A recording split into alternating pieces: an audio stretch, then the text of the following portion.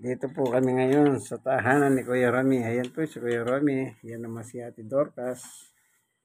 Kumakain na po kami. Ayan ang pagkain. No? Nakikita niya. Kanta na, Ate Dorcas.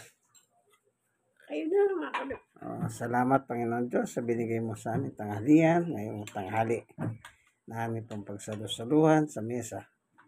Lahat ng ito galing sa iyo. Ayon sa Mateo 6:9. Ama namin nasa langit ka.